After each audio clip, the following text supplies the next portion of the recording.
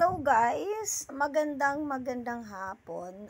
October 23, 2024 to 28 ng hapon. So kung maalala mo, 3 days ago, nagkaroon kami ng live streaming dun sa account ni Junior TV Vlogs. So, itong si John Michael Barbon Amistoso ay nangungurimaw sa tawag nito sa comment section kasi nagtataka ako kung bakit si Sara Duterte lang naman at saka si Digong Duterte ang ating pinag-uusapan. Natural, public official sila, so bilang mamamayan may karapatan tayong tugisin or punahin ang ating mga opisyalis. Except for Digong that now ay private citizen naman siyang maituring, pero he is running for a position of mayoral, a position in Davao. So medyo pasok pa din siya. At naging dati naman siyang presidente at sa kasalukuyan ay maraming issue about sa kanya sa pagiging ex-president niya. So hindi maiwawala talaga sa amin, sa akin mismo, na merong disgusto sa nakaraang pamamalakad ni Duterte, kaya mahayag at hayagan nating isinisa sa publiko ang ating inaayawan.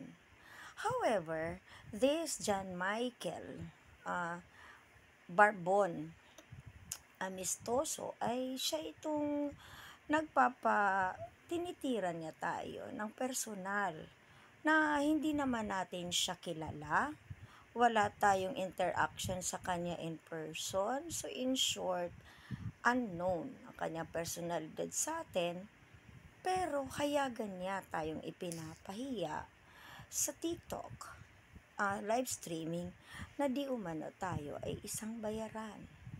So, gusto ko siyang intindihin na nagsasabing bayaran, kaya hinihinga natin siya ng ebidensya dahil ang ganyang paratang ay hindi po nakakatuwa sa aking pagkatao. So ngayon, dinidikdik niya tawagin kang bayaran dahil di umano ay binabanatan si Duterte, ang mga Dutertes. So ngayon, ikaw, John Michael Alchemists, yung iyong profile name in TikTok, at sa totoong buhay ay si John Michael Barbon Amistoso, ay tinatawagan kita.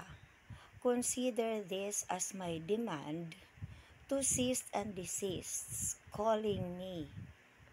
And all of these apologies na nasa live streaming, mga bayaran. Okay? Kasi unfair naman yon. Dahil pag hinihingan ka naman ng pruweba kung paano naging bayaran kami, ako, sila, wala kang maibibigay, kundi naratibo lamang. Okay? So, binibigyan kita ng 24 hours na mag-public apology in a form of content. Sa TikTok, I am allowing you to tag me sa iyong public apology bukas ng 2:32 ng hapon. Inaasahan ko bago yan matapos ang palugit ko sa iyo ay makagawa ka na noon. Otherwise, John Michael, I will be constrained to file the appropriate legal remedy against you, that is RA 10175 Section 4 Paragraph C. Okay, that is all about cyber libel. So sa lahat din ng I already have all your tawag nito profile to send the proper subpoena. Andito na po, nakuha ko ito. So This is not na way na to threaten you or in any way, but um, to give you at least a lesson that at least you have to conform the community standards or the ang tamang engagement in a live streaming. So, wala namang problema kung aakusahan mo ko kami ng ganyan kung may matibay kang ebidensya. Wala namang problema yon. So anyway, kung hindi ka naman tutugon sa panawagan kong ito, na maayos naman ang panawagan kong ito, ay you are giving me the clue to push through with my legal suit against you. By the way, it will be filed here in Imus Prosecutor's Office this coming October 29, 2024. So, I'll do live stream at ipapakita ko din ang proof na it's will talagang magpa-file ako. If and only if you will not sumunod sa panawagan kong ito to do a public apology in a form of content. And I am allowing you again to tag me. Again, this is not a prank and this is not a joke. I am totoo sa panawagan kong ito.